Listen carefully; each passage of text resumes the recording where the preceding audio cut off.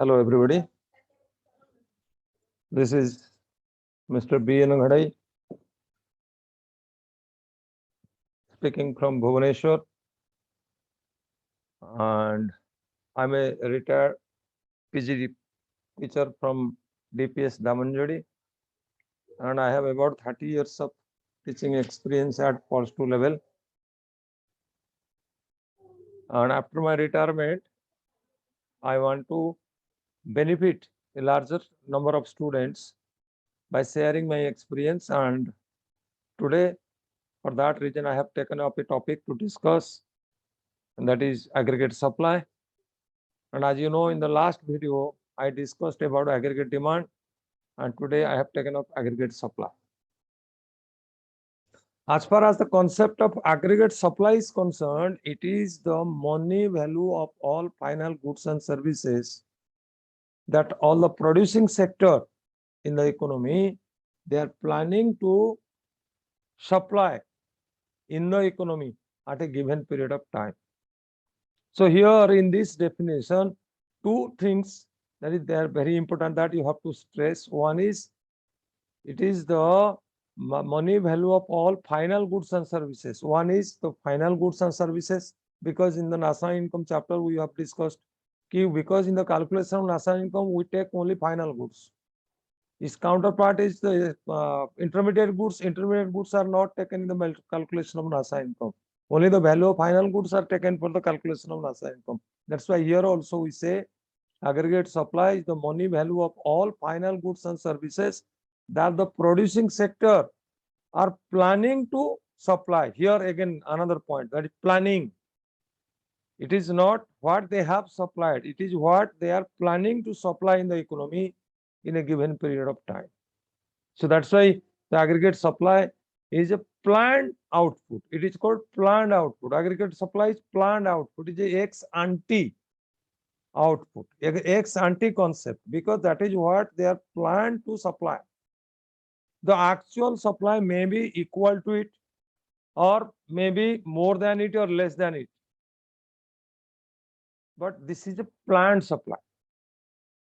So when we go for determination of equilibrium level of income, we will take only the planned output and planned demand and planned aggregate demand and planned aggregate supply. That is ex ante demand and ex ante supply. We will not consider ex post demand and ex post supply.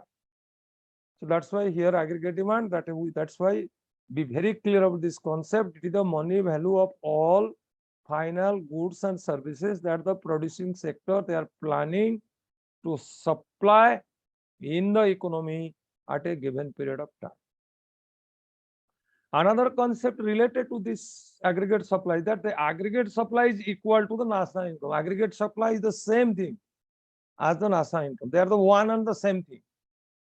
Because if you go for definition of aggregate supply, now I have told, and you go to the definition of aggregate GDP, gross domestic product, and you have the same definition that GDP is defined as the market value of all final goods and services produced.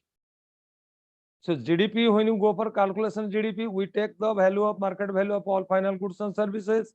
And when you go to measure the aggregate supply, also you take the money value of these final goods and services. So that is, it is clear that aggregate supply is the same thing as national income. Coming to the components of aggregate supply, this aggregate supply has two components. One is consumption, another is saving. Starting from the individual level to the macro level, we'll find that whatever income we have, it has two components. A part of it is consumed and the rest is saved. So accordingly, aggregate supply has two components. One is consumption, another saving. So aggregate supply is equal to C plus S. Here AS is aggregate supply.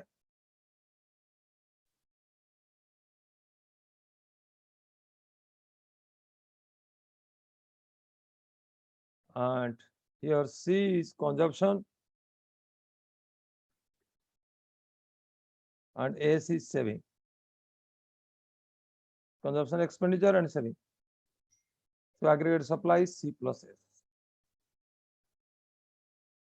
So this concept of aggregate supply we can better understand if we use in aggregate supply schedule and diagram. In the next video, we are going to explain this concept of aggregate supply through a table and a diagram. Thank you.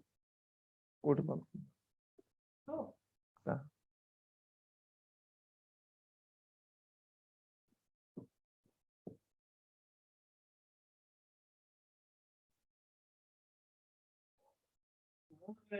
Go to more.